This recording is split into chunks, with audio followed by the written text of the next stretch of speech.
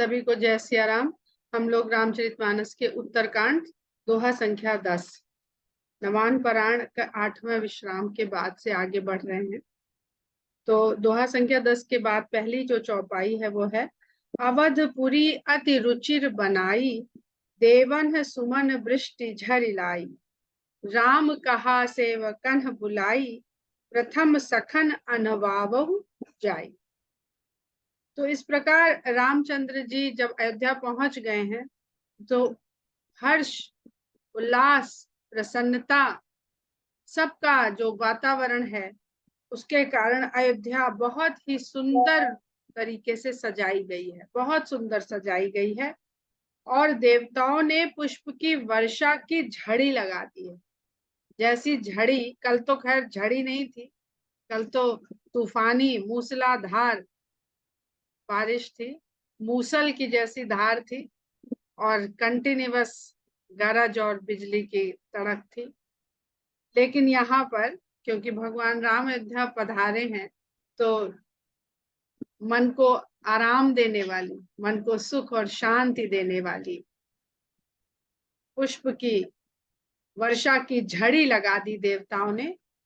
और राम ने फिर अपने सेवकों को बुलवा करके उनसे कहा कि प्रथम सखन अनहवावहु जाई।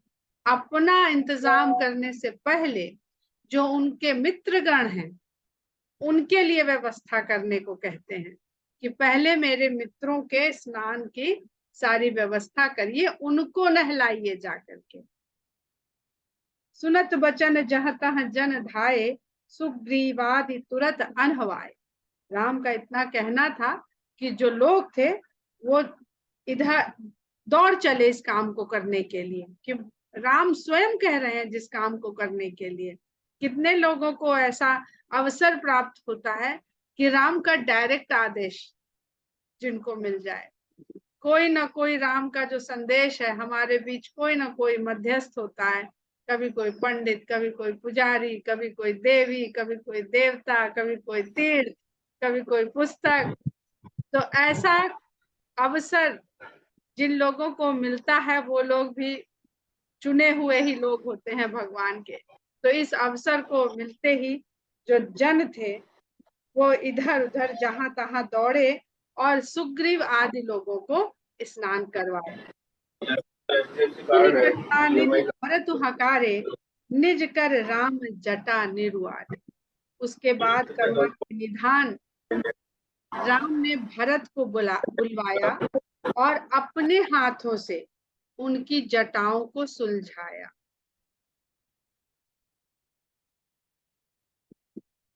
जटा कैसे बनती है? अगर आप लोगों को याद हो कि जब राम वनवास में गए थे और सुमंत्र उनको छोड़ने गए थे रथ से, राजा दशरथ के कहने पर कि जाओ ले जाओ और दिखा के वन लौटा लाना, कि हो गया वनवास तुम्हारा, वन के दर्शन करा के ले आओ। पर राम ने सुमंत्र को ही लौटा दिया था। और सुमंत्र लौटने से पहले सुमंत्र के उन्होंने वनवासी का जब रूप धारण किया था तो वट का दूध मंगवाया था। वट का दूध मंगवाया था और उसको अपने केशों पर लगा के उनको जटा का रूप प्रदान किया था। ऐसे केश होते हैं, केश को जटा का रूप दिया था, जटा शंकर। अब बहुत आध्यात्मिक बातें हैं ये सब। केश श्रृंगार है और जटा वैराग्य है। तो केश में सुगंधित तेल लगाए जाते हैं और जटा में जो प्रकृति से बरगद का दूध उन्होंने मंगवाया और उसको लगाया था, जिसको देख करके सुमंत्र रोने लगे थे।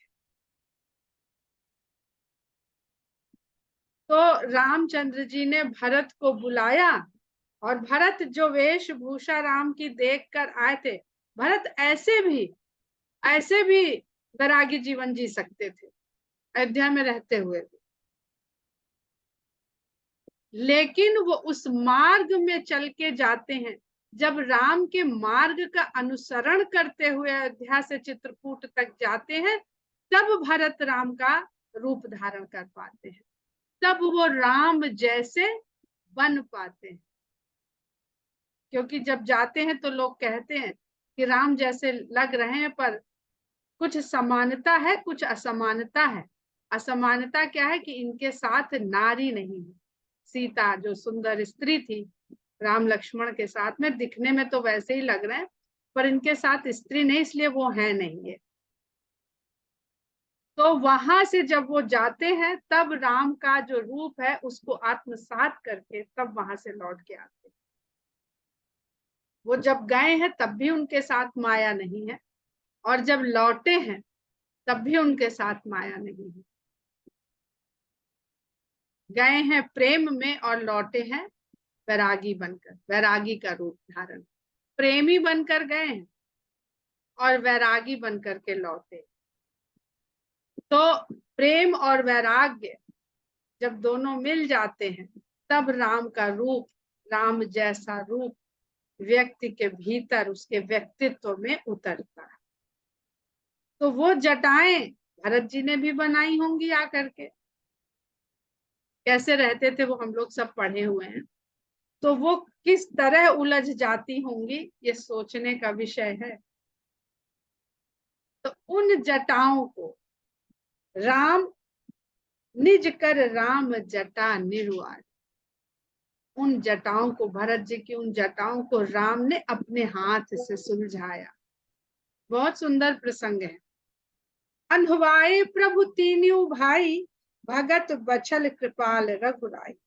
और फिर तीनों भाइयों को राम ने स्नान कराया। यानी चाहे प्रेम हो, चाहे वैराग्य हो, और चाहे विकार रूपी शत्रुओं की हनन करने की क्षमता हो जीव के भीतर, वो सबको राम का जो संगति है वही उनको वो क्षमता प्रदान करती। जब राम के द्वारा वो नहलाए जाते हैं, अभिषिंचित किए जाते हैं, अभिषेक किए जाते हैं, तब वो सब जीव के लिए कल्याणकारी हो जाते हैं। और इनमें कभी भी अहंकार की, हम लोग अहंकार का समावेश देखते ही नहीं, क्योंकि राम में नहीं है। जब राम इन लोगों को अपने हाथों से स्नान कराएंगे तो वो अहंकार और ये विकार ये सब उनके आने नहीं देते हैं। प्रेम है तो केवल प्रेम रहे, वैराग्य है तो केवल वैराग्य रहे, विकार को दूर करने की क्षमता है, शत्रु को हनन करने की क्षमता है, तो वो वही रहे, उसमें अहंकार ना जाए, उसमें निज स्वार्थ ना आ जाए कि शत्रु को मारने की क्षमता आ गई तो हमारा शक्ति का बोध बढ़ गया। अनहवाए प्रभु तीनों भाई, अब वन में नहीं रहना है, अब अयोध्या में रहना है, नगर में रहना है, जो सुख संपत्ति से भरी हुई है। पर ऐसा स्नान करा दिया कि अयोध्या में आकर भी किसी के मन में कोई अहंकार नहीं। तो अयोध्या में किस चीज का स्थान नहीं है? अहंकार का। और लंका अहंकार का गढ़ है। दो फर्क है अयोध्या और लंका में। लंकावासी अहंकार का गढ़ लंका, जिसके मन में अहंकार भरा वो सब लंकावासी है, चाहे वो अयोध्या रहता हो, चाहे वो वृंदावन रहता हो, चाहे वो द्वारका रहता हो, चाहे वो लखनऊ रहता हो, चाहे वो शिकागो रहता हो। अगर भीतर अहंकार है तो वो लंकावासी है। भगत बछल कृपाल रघुराई, भक्त को अपने बच्चे के समान मानने वाले, कृपा करने वाले भगवान की बस यही प्रभुताई कि वो अपने भक्तों को अपना बच्चा मानते। कौन किसको बाल संवारता है और नहलाता धुलाता है? बहुत कम घरों में ऐसे पिता होंगे जो अपनी संतान के बाल बनाते होंगे, नहलाते धुलाते होंगे, तैयार करते होंगे। माताएं तो ये काम बहुत करती है, उनका ही कर्तव्य माना जाता है। पर यहाँ पर भगवान राम वो सब का कार्य कर रहे हैं। भरत भाग्य प्रभु कोमलताई, भरत का भाग्य और प्रभु की कोमलता, उदारता, शेष कोटि सत सकहि न गाई, 100 करोड़ शेष भी गा नहीं सकते। पुण्य निज जटा राम बिबराए, इसके पश्चात राम ने अपनी जटाओं को खोला। गुर अनुशासन मांग नहाए, और गुरु की आज्ञा मांग करके तब वो स्नान करने गए। करिमज्जन प्रभु भूषण साजे, स्नान करके उन्होंने आभूषणों से स्वयं को सजाया। अंग अनंग देख हिस्सत लाजे।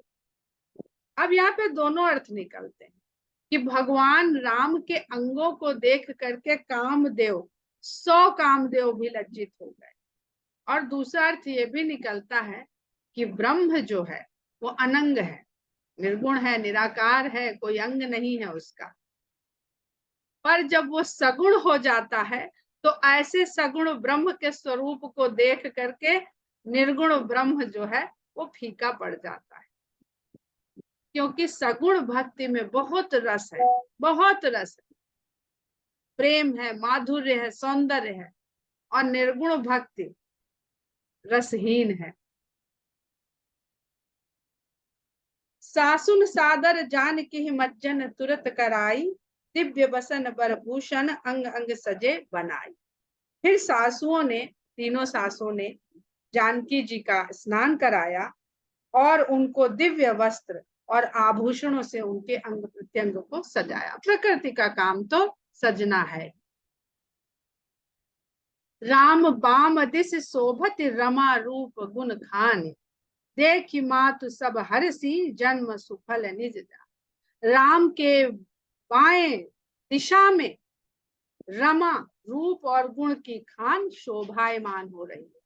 अब राम और रमा, राम सज गए हैं, लेकिन राम के स्वरूप को रमाने वाली संसार में आदि शक्ति ही है, वही रमाती है। और रमाने के बाद वो हमको माया नजर आती है, भ्रम में डाल देती है। देखी मातु सब हर्षी, इस दृश्य को देख करके राम और सीता स्नान करके सुंदर वस्त्र आभूषण पहन के सज के बैठ गए हैं, तो माताएं हर्षित हो रही हैं और अपने जन्म को सफल यानी सार्थक मान रही हैं। सुन खगेश तहि अवसर, ब्रह्मा शिव मुनि वृंद चढ़ विमान आए, सब सुर देखन सुख। काकभूषुंड जी कहते हैं गरुड़ जी से कि हे खगेश, इसी अवसर पर ब्रह्मा, शिव और मुनियों के समूह भी वहां पधार गए, विमान पर चढ़कर वहां आए और सब सुर देखन सुखकंद, सुखकंद सुख के मूल को देखने के लिए वो सब वहां पर आ गए। प्रभु बिलो की मुनि मन अनुरागा, तुरंत दिव्य सिंहासन मांगा। भगवान को देख करके मुनियों के मन में अनुराग उत्पन्न हो गया और उन्होंने तुरंत दिव्य सिंहासन को मंगवाया। कौन सा दिव्य सिंहासन? जब इस रूप को आप मन में बसाने लगते हैं तो जो दिव्य सिंह, हमारा जो शरीर है उसमें भौतिक भी है और जो अभौतिक है वो भी है, जिसको कहते हैं परा और अपरा, दोनों शक्तियों के मिलन से ये शरीर बनता है। तो अपरा जो पदार्थ है वो सब भौतिक पदार्थ है, जिसमें पांचों तत्व हम लोग कहते हैं, जिनको भौतिक पदार्थ कहा जाता है। पर पराशक्ति के बिना इसमें जान नहीं पड़ती है। वो पराशक्ति वही है जिसको हम परम के रूप में जानते हैं और परमेश्वर, परमात्मा इत्यादि कहते हैं। तो दो शक्ति इस संसार में चलायमान है, एक परा, एक अपरा। तो तुरंत दिव्य सिंहासन मांगा। जब इस इतना सुंदर राम और रमा का रूप आता है तो अपने हृदय रूपी दिव्य सिंहासन को मुनि लोग तुरंत वहां पर कहते प्रस्तुत हो जाओ। इससे पहले कि यह रूप ओझल हो जाए, दिव्य सिंहासन को उन्होंने मंगवा लिया कथा के रूप में। अब अयोध्या में दिव्य सिंहासन की व्यवस्था कराई। रवि सम तेज सो बरनी न जाई, बैठे राम द्विजन सिरुनाई। उस सिंहासन का तेज सूर्य के समान था, जिसका वर्णन नहीं हो सकता है, और ब्राह्मणों को शीश नवा करके राम उस सिंहासन पर बैठ गए। जनक सुता समेत रघुराई, पेख प्रहर से मुनि समुदाय। जनक नंदिनी के समेत राम को उसमें बैठा हुआ देखकर मुनियों का समूह परम हर्ष से भर गया। प्र जब लग जाता है तो परम हर्ष हो जाता है। और परम जिसमें लग जाए वह स्थिति सदा एक सी रहती। परम शब्द संस्कृत में वही कहलाता है जो सदा अखंड है, सदा एक सा रहता है, कभी परिवर्तनशील नहीं। तो परम हर्ष से मुनियों के समुदाय भर गए। वेद मंत्र तब द्विजन उचारे, नभ सुर मुनि जय जयति पुकारे। ब्राह्मणों ने वेद मंत्रों का उच्चारण आरंभ किया।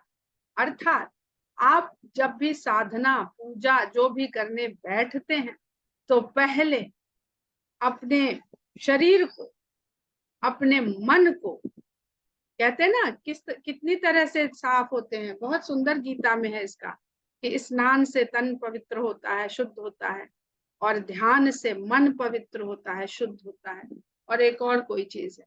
तो 3 तरह के इस तरह के स्नान बताए जाते हैं। तो उस तरह से आप जब पूजा के लिए बैठे तो पहले अपने हृदय रूपी सिंहासन पर राम और सीता की ये मोहक छवि को विराजमान करें और तब मंत्रों का उच्चारण करें। जो भी मंत्रों का उच्चारण करता है वो सब द्विज है, इसमें बिल्कुल चिंता ना करें। अगर आपको प्रकृति ने इतनी क्षमता दी है कि आप अपनी जिह्वा से, अपनी वाणी से ओम भूर्भुवः स्वः या जो भी ओम नमो भगवते वासुदेवाय या ओम नमः शिवाय जिसका भी उच्चारण कर सकते हैं तो आप द्विज हैं। द्विज का अर्थ होता है दूसरा जन्म।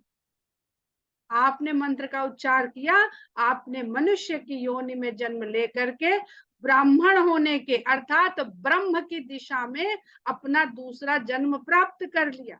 अब आप मात्र मनुष्य नहीं रह गए, आप ब्रह्म को जानने, ब्रह्म से जुड़ने, ब्रह्म को चाहने, जो आपकी इच्छा है उस दिशा में कदम बढ़ा दिया। और सबसे बड़ा मंत्र राम शब्द को कहा गया। तो अगर मुंह से राम राम बोलने की क्षमता है, वाणी में, जिह्वा में, मन में, तो सब द्विज हैं। किसी बड़ा मत करिए, किसी संशय में, किसी तरह के वहम में करते जाइए। सब चारों वर्ण हमारे अंदर है। सेवक होना क्या बुरा है, शूद्र होना कोई बुरा नहीं है। हम सेवा करेंगे तभी हम ब्राह्मणत्व तक पहुंचेंगे। भरत जी सेवा कर रहे हैं, लक्ष्मण जी सेवा कर रहे हैं, जानकी जी सेवा कर रही, हनुमान जी सेवा कर रहे हैं। तो सेवक किसका धर्म है? शूद्र का। तो ये सबसे मुक्त रहिए थोड़ा। कभी अपने आप को श्रेष्ठ, श्रेष्ठतर, श्रेष्ठतम समझने की भूल मत करिए। वेद मंत्र तब द्विजन उचारे, नभ सुर मुनि जय जयति पुकारे। जैसे ही वेद मंत्रों का उच्चारण किया, देवताओं ने, मुनियों ने जय जयकार आकाश में भर दी। जब आप राम के नाम का राम नाम का मंत्र का जप करेंगे, सारे देवता मुनि वैसे ही जय जयकार करने लगेंगे, क्योंकि आपने बीच के स्टेशनों की टिकट नहीं कटाई है। आपको यहाँ से दिल्ली जाना हो, आप हर स्टेशन की टिकट लीजिए, छोटे बड़े जितने, कि भाई यहाँ से वहां कैसे पहुंचेंगे, डायरेक्ट नहीं पहुंच सकते। हम तो पहले जी उन्नाव की टिकट लेंगे, वहां उतरेंगे, फिर वहां से कानपुर की टिकट लेंगे, फिर वहां उतरेंगे, फिर कानपुर से इटावा की टिकट लेंगे, फिर उतरेंगे। ऐसे करके जा सकते हैं। या आप सीधे आपने गए और दिल्ली की टिकट कटाई, बैठ गया, दिल्ली उतर गए। तो बीच में सब होते हुए तो जा रहे हैं, कोई छूटा क्या बीच में? अगर थल मार्ग से जा रहे हैं तो सबसे होते हुए अपने आप जा रहे हैं। तो राम राम करिए, सब उसमें अपने आप शामिल हो गए। जिसको सब गा रहे हैं उसको गाइए ना, दूसरे भीड़ में क्यों इकट्ठे हो रहे हैं? फिर तो वो कहेगा हमको तो कानपुर में थोड़ा काम है, हम तो कानपुर में ये अधिकारी से मिलना, हम तो मिलते हुए जाएंगे। तो आपको नहीं जाना तब भी आपको जाना पड़ेगा। तो ये आपकी इच्छा है कि आप राम राम करें, कि आप बहुत सारे अनुष्ठान, बहुत सारे यज्ञ, बहुत सारे हवन, बहुत सारे कर्मकांड। वो कहेगा अब तो बाजार जाओ अमीनाबाद, वहीं मिलेगी ये सामग्री। तो वो जैसे उन्होंने कहा था ना कि भाई हम तो कानपुर होते ही हुए जाएंगे, तो आपको अमीनाबाद जाना ही पड़ेगा। आपने टिकट ही वो ले ली है, अब क्या कर सकते हैं आप? वो उन्नाव तक की टिकट लेके आप चढ़ जाओ, कहते नहीं हमको जाना तो दिल्ली है, हम तो दिल्ली उतरेंगे, तो उतार देगा टीटी ना, पहले उतरिए, आगे टिकट लीजिए, नहीं है उतर जाए। तो हम लोग खुद अपने आप को फंसाए हुए हैं। वेद मंत्र तब द्विजन उचारे, नभ सुर मुनि जय जयति पुकारे, प्रथम तिलक वशिष्ठ मुनि कीन्हा, पुनि सब विप्रन आए। सबसे पहला तिलक भगवान राम के माथे पर वशिष्ठ मुनि ने किया, और उसके बाद सभी ब्राह्मणों को अगले तिलक करने की उन्होंने आज्ञा दी। सुत बिलो की हरसी महतारी, बार बार आरती उतारी। पुत्र को इस रूप में देख करके माताएं हर्षित हो रही हैं और बार बार आरती उतार रही हैं। विप्रन दान विविध विधि दीने। अब यहाँ पर ध्यान दीजिए, तो या तो वो जहां खड़ी है वहां से आरती कर रही है, या अपने मन में आरती कर रही है। जब तिलक हो रहा है तो वहां घुस के तो नहीं आरती कर रही हैं। और हम लोग क्या करते हैं, अपना सामग्री लेके भीड़ में धक्का मुक्की करते हुए, नहीं जी हम तो बाहर वहीं मूर्ति के पास जाएंगे, हम तो पेड़ा जो लेके आए वो मूर्ति के मुख में लगाएंगे, चरणों में हम अपने हाथों से फूल चढ़ाएंगे। तो बहुत कुछ सीख देती है रामायण हमें। विप्रन दान विविध विधि दीन है, जाचक सकल अजाचक की। विप्रों को, ब्राह्मणों को अनेक प्रकार से दान दिए गए, और सभी मांगने वालों को, याचकों को अयाचक कर दिया गया। इतना दे दिया गया कि याचक अयाचक हो गए। जिसको राम दे दे, जिसको अयोध्या में राम के जिस समय अभिषेक हो रहा है, उसको जिस समय जो मिल गया, उसको अब और क्या चाहने, कोई आवश्यकता रह गई? बहुत सारी चौपाइयां हैं इस पे कि अब प्रभु कृपा करहु यही भांति, सब तज भजन करहु दिन राति, या बहुत सारी चौपाइयां अभी नहीं याद आ रही, जिसमें सिर्फ यही मांगते हैं कि हमारे हृदय में सिर्फ आप जानकी और लक्ष्मण के सहित विराजमान होइए। यही रूप, ये जो जिसको हम लोग बड़े प्यार से घर में राम दरबार लगाते हैं, तो जितने प्यार से घर में लगाते उतने ही प्यार से अपने हृदय के सिंहासन पर भी उनको बैठा लें। सिंहासन पर त्रिभुवन साई, देख सुरन दुंदुभी बजाई। सिंहासन पर तीनों लोकों के स्वामी को बैठा हुआ देख करके देवताओं ने नगाड़े बजाए। नभ दुंदुभि बाजहि, विपुल गंधर्व किन्नर गावहि, नाचहि अप्सरा वृंद परमानंद, सुर मुनि पावहि। भरतादि अनुज विभीषणांगद, हनुमदादि समेत ते, कहे छत्र चामर व्यजन धनु, असि चर्म शक्ति विराजते। आकाश में नगाड़े की ध्वनि गूंज रही है, और गंधर्व और किन्नरों के बड़े बड़े समूह गायन कर रहे हैं। अप्सराएं नृत्य कर रही हैं, नाचहि अप्सरा वृंद। अप्सराओं के समूह नृत्य कर रहे हैं, और देवता और मुनि परम आनंद को प्राप्त कर रहे हैं। भरत और बाकी छोटे भाई विभीषण, अंगद, हनुमान आदि सभी एक साथ, सभी लोग हाथ में कोई छत्र, तो कोई चंवर, तो कोई व्यजन पंखा, धनुष, हासी, चर्म, शक्ति, ये हाथ में पकड़ करके खड़े हुए। जो राज्याभिषेक के समय के जो वस्तुएं हैं, वीरता सूचक, कृपा सूचक, रक्षा सूचक, सेवा सूचक, वो सभी सामग्री ले लेके, वस्तुएं ले लेके सब लोग खड़े हुए हैं। श्री सहित दिनकर वंश भूषण, काम बहु छवि सोहई, नव अंबुधर बरगात अंबर पीत, सुर मन मोहई। मुकुटांग दाद विचित्र भूषण, अंग अंगनि प्रति सजे, अम्भोज नयन विशाल, उर भुज धन्य नर निर्भन दीजे। श्री के सहित सूर्य वंश के भूषण, काम, अनेकों काम की सुंदरता के से बढ़कर शोभायमान हो रहे हैं राम। और नव अंबुधर बरगातंबर, नए नए बादल के समान उनके शरीर का वर्ण है, जिस पर पीले रंग का वस्त्र, पीतांबर, अंबर पीत, पीला वस्त्र देवताओं के मन को मोह रहा है। हमारी इंद्रियों के स्वामी को क्या मोह रहा है? भगवान का ये नीला मेघ के समान वर्ण, और जिसपे पीतांबर सजा हुआ है। मुकुटांग दादि, मुकुट, उनके अंग पर मुकुट आदि अनेक विचित्र आभूषण अंग प्रत्यंग पर सजे हुए हैं। अम्भोज नयन, कमल के समान नयन, विशाल और विशाल छाती, और उनकी भुजाएं जो जो नर देख रहे हैं वो अपने को धन्य मान। वह शोभा समाज सुख कहत न बनई खगेश, वरन ही सारद शेष श्रुति सो रस जान महेश। फिर काकभूषुंडी जी कहते हैं गरुण जी से, हे खगेश, ये इस समाज की शोभा, सुंदरता और सुख दोनों कहते नहीं बन रहा। सिंहासन पर विराजमान राम की शोभा और वहां पर उपस्थित समाज का सुख वो कहते नहीं बन रहा है। इसका वर्णन केवल शारदा, शेष और श्रुति, वेदों की जो श्रुतियां हैं वो कर सकती हैं, पर उनके रस को केवल महेश ही अनुभव कर सकते हैं। भिन्न भिन्न स्तुति कर गए सुर निज निज धाम, बंदी वेश वेद तब आए जहां श्री राम। अनेक प्रकार से भगवान की स्तुतियां करके देवता लोग अपने अपने धाम को चले गए। और हम लोग ऐसी पूजा करते हैं ना, पूजा करते हैं, आवाहन करते हैं, फिर उसके बाद कहते हैं भाई अपने अपने जाओ सब जने। तो जो देवता लोग थे वो स्तुत करे और फिर अपने अपने धाम को चले गए।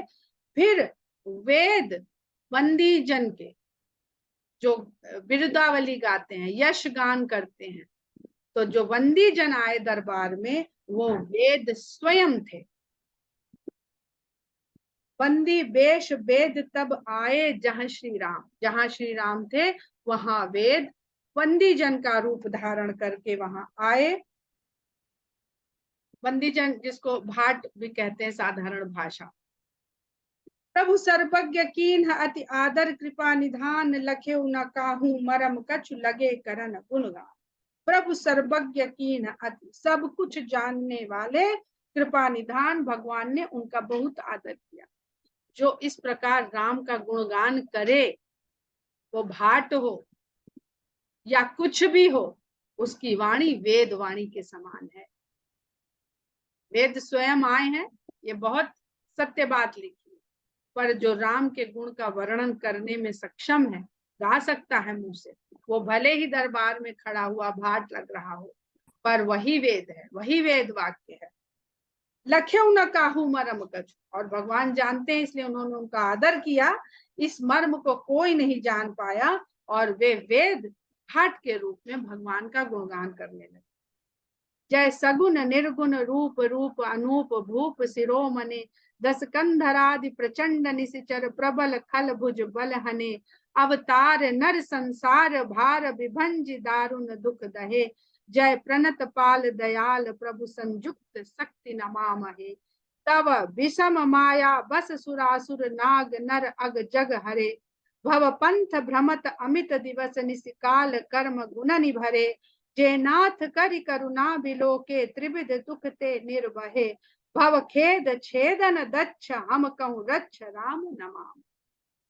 जे ज्ञान मान विमत्त तब भव हरन भक्ति न आदरी, ते पाई सुर दुर्लभ पदादपि परत हम देखत हरि, विश्वास करि सब आस परिहरि दास तब जे होई रहे, जप नाम तब बिनु श्रम तरहि, भवनाथ सो समराम है।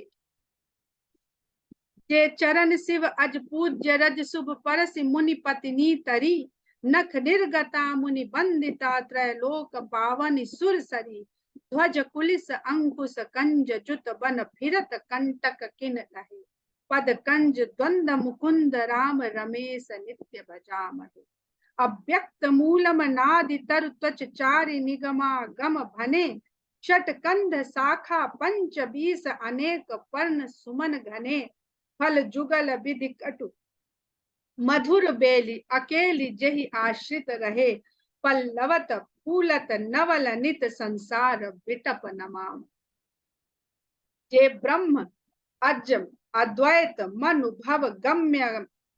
भव गम्य मन पर ध्यावहि, ते कहहु जानहु नाथ हम तव सगुन जस नित गावहि, करुणायतन प्रभु सद्गुणाकर देव यह बर मांगहि, मन वचन कर्म विकार तज तव चरण हम अनुराग। अब ये जो वेद के द्वारा भगवान की स्तुति गई गई है, तो ये वो वेद वाक्य हैं जो वेद में ब्रह्म का वर्णन करते हैं। इसलिए हमने इसको अर्थ नहीं किया अभी, क्योंकि इसको पूरा पढ़ने का भी अपना आनंद है, और आज इसकी अगर व्याख्या आरंभ करते तो वो पूरी नहीं हो पाती। इसलिए उसके पाठ का श्रवण का आनंद मिल जाए, इसलिए हमने उसको पूरा पढ़ा। किस किस को थोड़ा बहुत समझ में आया वो हाथ उठाए। सीमा जी, इतना क्लिष्ट है विभा जी। अब इसमें वंदना जी, आप लोग इसको आज पढ़िएगा जितना समझ में आए, क्योंकि कल तभी ठीक से समझ में आएगा जब आप इसको एक बार आज पाठ कर लेंगे। एक बार पाठ कर लीजिए, चाहे आज कर लीजिए, चाहे कल सेशन शुरू होने से पहले कर लीजिए। उसके बाद हम भी प्रयास करेंगे, और कल मंगल भी है, चाहेंगे तो हम लोग इसका व्याख्या करेंगे, नहीं तो कल चर्चा करेंगे। इसकी व्याख्या परसों की जाएगी। तब तक कथा को विराम देते हैं। जय सिया राम।